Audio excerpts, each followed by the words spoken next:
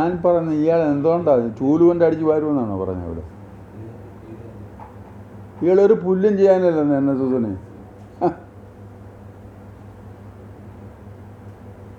അദ്ദേഹം അതിനേക്കാൾ എളുപ്പം അദ്ദേഹത്തിന് അവരുടെ അമ്മ എന്ന് പറഞ്ഞൊരു സംഘടനയുണ്ട്, ഇദ്ദേഹവും കൂടെ ഉള്ളതാണല്ലോ. അവിടെ ഒന്ന് പോയി ശുദ്ധീകരിച്ച് വരട്ടെ. ഇത് അന്നും ഇതേപോലെ ക്ലാരിറ്റി വരുത്തിയതാണ്, വിഷയത്തിൽ വ്യക്തത വരുത്തിയതാണ് ഈ സംഭവം. NSS ഈ ജനിച്ച പിന്നെ NSS കയറുന്നത് അന്ന് ഇവിടെ പുഷ്പാർച്ചന നടത്താൻ അയാൾ കയറുന്നു. ആ ആരാ അയാൾക്ക് എന്ത് അയാളെ NSSനെ തീർക്കുമെന്ന് പറഞ്ഞിട്ടുള്ളവരാരും അവർ തീർന്നിട്ടുള്ളതല്ലാതെ ഇവിടെ വേറെ ഞങ്ങൾക്കൊന്നും ഒരു വിഷമവും ഉണ്ടായിട്ടില്ല. പിന്നെ തിരുത്താനാ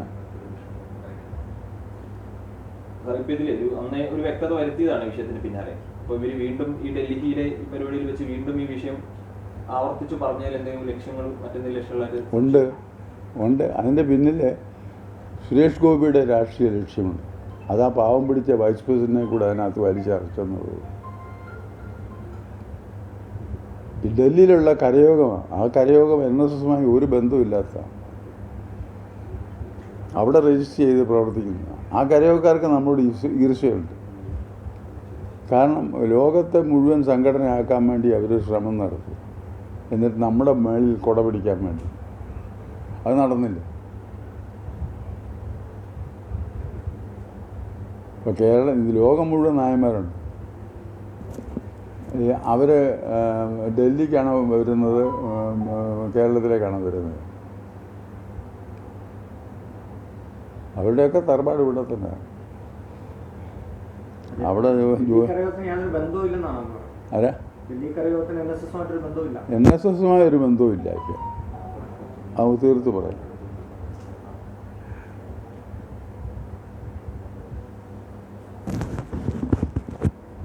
അതിനുശേഷം രാജീവ് ചന്ദ്രശേഖർ പറഞ്ഞ നിലപാട് അങ്ങ് സ്വാഗതം ചെയ്യുന്നു. എന്തോ അല്ല, അത് അദ്ദേഹത്തിൻ്റെ മര്യാദ.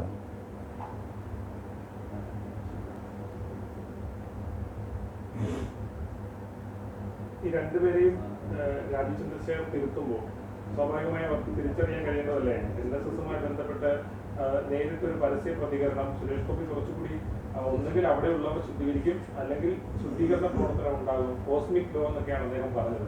ഇങ്ങനെയൊക്കെ മാധ്യമങ്ങളുടെ മുന്നിൽ പലരും ഞാൻ പറഞ്ഞ ഇയാൾ എന്തുകൊണ്ടാണ് ചൂലുകൊണ്ട് അടിച്ച് വരുമെന്നാണോ പറഞ്ഞത് ഇവിടെ? ഇയാളൊരു പുല്ലും ചെയ്യാനല്ലെന്ന് NSSനെ.